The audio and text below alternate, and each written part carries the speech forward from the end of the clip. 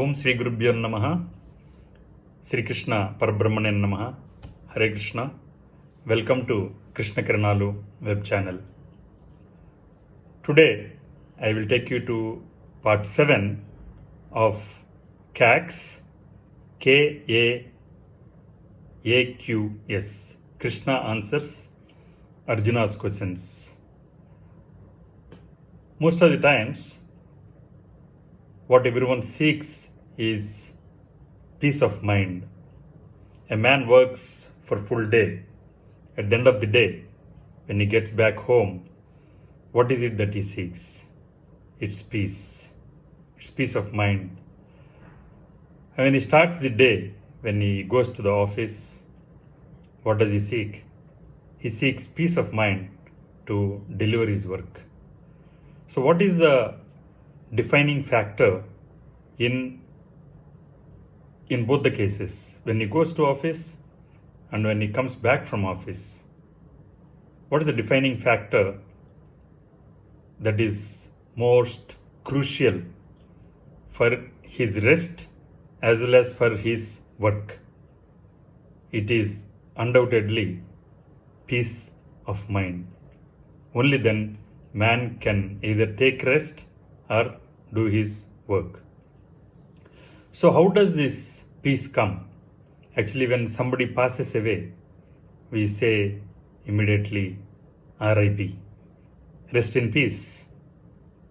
But actually, will someone who passes away rest in peace if he has not lived in peace and with peace in his mind?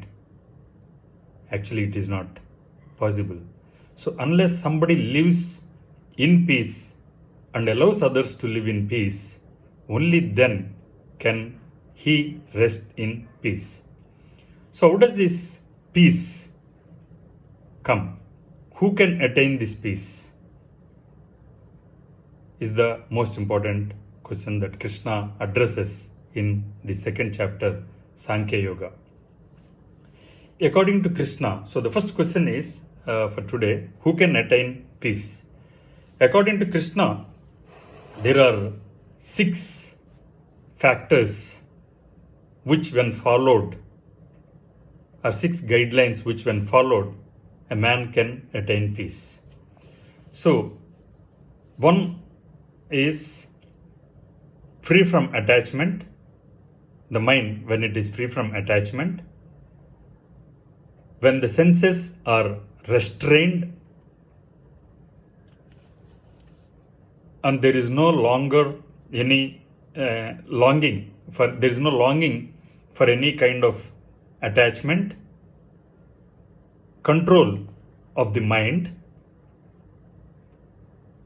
abandonment of the idea of mine, that this is mine, that is mine. This is the 5th one.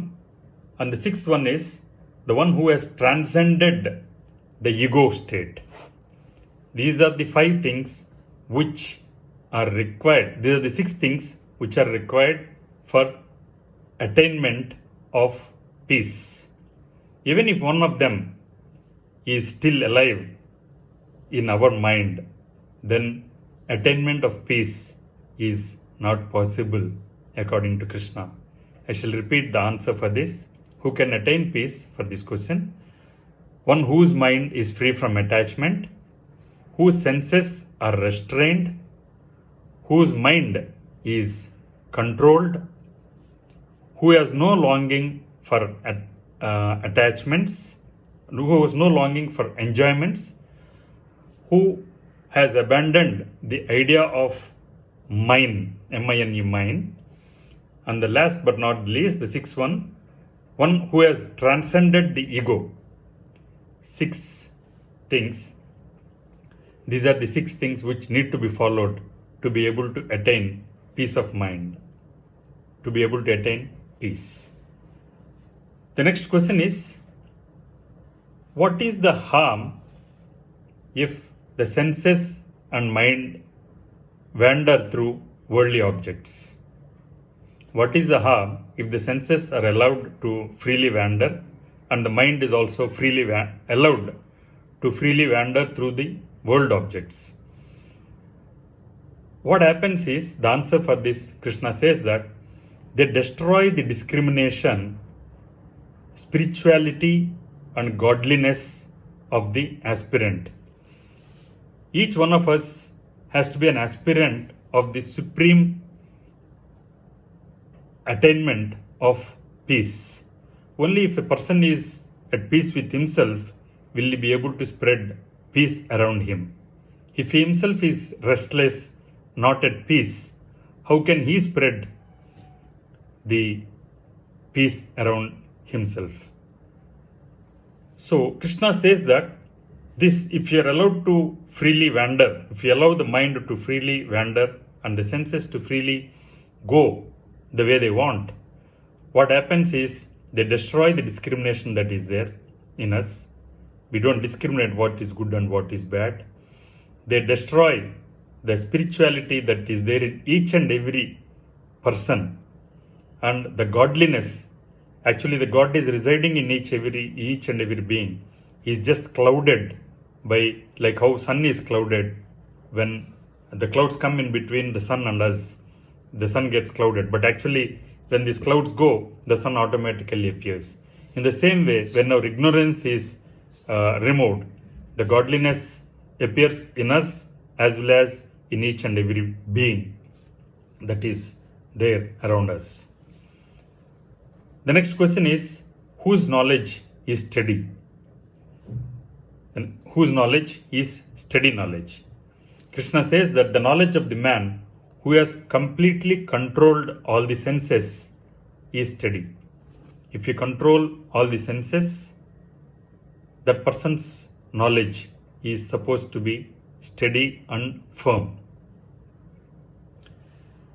So what's the difference? The next question is, what's the difference between the self-controlled man and the common man? What's the difference between the self-controlled man and the common man? The common man lives and moves in the material world. The sage, the man who has controlled his senses, leaves behind the objective world and enters the subtle plane of the spirit and attains direct vision of the truth. Let me explain this a bit. A common man, let's take the case of two boats. Both the boats are sailing in an ocean. The boat that has got proper sails and it wants to go in a certain direction uses the power of the wind to go in that direction with the sail, using the sail. The boat that doesn't have a sail will just go around the way wind takes it in any direction. This is one example. You don't reach your destination if you don't have a proper sail, if you don't use the wind power to go in your direction. And if it's just left to wander on its own, it is not going to go in any particular direction. There is no goal. There is no goal orientation for a common man. Whereas there is a goal orientation for a man who has controlled his senses. There is discrimination in him. He knows what to do. He knows what not to do. And when to do, when not to do. What to talk, what not to talk. A man of discrimination, a man who is controlled his senses, knows all these things. Let me give another example from Bhagavad Gita itself. Water that is left to freely flow will flood the whole plains. It is not going to be of any help. But the same water, when a dam is constructed, when it is controlled and used in a proper way, it has the tremendous power and potential to generate electricity. This is the difference between controlling of the senses and uncontrolled senses. In the same way, when we control our senses, when we channelize our energy into positive things, definitely it is going to give good results. We don't have to worry about the result, but the basic thing is like how when you want to dispel darkness, you just light a lamp, the darkness is automatically dispelled. In the same way, when you channelize your energies, like the water that is harnessed properly will generate power. In the same way, when we do or when we channel our energies into positive things, automatically positive things will flow. That's why Krishna says, don't bother about the results of your actions. You just keep doing good things, karma yoga, keep doing the good things, and automatically good things will come. There is good and bad, there is always a good and bad, there is minus, there is positive.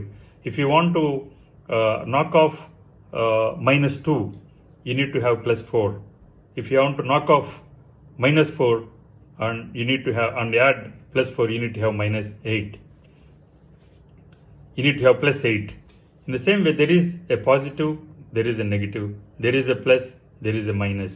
You need to keep adding for every, to ward off everything that is minus, you need to add the plus. That's how it is. That's the difference between a common man who's and a man who has controlled his senses. And one more thing here is Krishna says that asantasya kutas sukham. In one of the sloka that comes up, nasti buddhi rayuktasya nacha yuktasya bhavana nacha bhavayatas santi asantasya kutas sukham. Somebody who is not at peace will never be in a state of happiness. Asantasya kutas sukham. Somebody whose mind is always in asanti, which is always disturbed, will never be able to get sukham. Sukham means the pleasure that you have, enjoyment that comes from internal source. Asantasya kutas sukham. So who enjoys peace? The next question is, who enjoys peace? The desireless man who, like the ocean, absorbs into himself all the pleasures and enjoyments, attains peace. There is one sloka in Bhagavad Gita which says that apurvamanam achala pratishtam samudramapa pravisanti yadvat tadvat kamayam pravisanti sarve sasanti mapnoti na kama kami. Apurvamanam achala pratishtam samudramapa pravisanti yadvat. We can see the ocean, in spite of so many rivers flowing into it. The Ganga flows into the ocean. Even a rivulet which carries some drainage water, it also goes into the ocean. But the ocean is not disturbed by the holy waters of Ganga, neither is it disturbed by the drainage water that flows into it. It remains stable. That's what this sloka says. It remains stable. It doesn't push away the Ganga water, nor does it push away the drainage water that comes into it. It absorbs everything that comes into it. In the same way, the mind that absorbs the pleasures and the enjoyments, the sorrows and everything that comes into it, it remains at peace and it enjoys peace within itself. This is what Krishna says in this. This is how Krishna addresses this question. And the next question is, what is the supreme state? The supreme state. There are several states of being based on the responses that we give, based on the reactions that we give to the external happenings. What is the supreme state? Krishna says that oneness with the internal Atma, with the self inside, the Brahman that is there inside, the supreme self that is there inside. Oneness with that supreme self, acquired through conquest of desires, self-control, meditation on Atma, is the supreme state. So the three things involved in this. One is how do you acquire this supreme state? Through conquest of desires, self-control, and meditation on Atma. These are the three things which keeps a person in supreme state. The next question is, when should a man possess this state? This is a very important question. When should a man possess this state? Is it now or is it in the future? How much time should I hold on to this supreme state? Krishna says that at all times a man should possess this supreme state. Even at the time of death, a man should experience and retain this state of happiness, this state of supreme state in which he is, he has self-control, he meditates on the supreme Atma, and he has conquered the desires in himself. He should always be watchful. He should be in this state at all times. This is what Krishna says. The next question and the last question for coming from this chapter, second chapter, Sankhya Yoga, is what will this state lead man to? A person, what will this state, the supreme state of mind, lead a man to? The individual being attains moksha, the state of supreme freedom and bliss.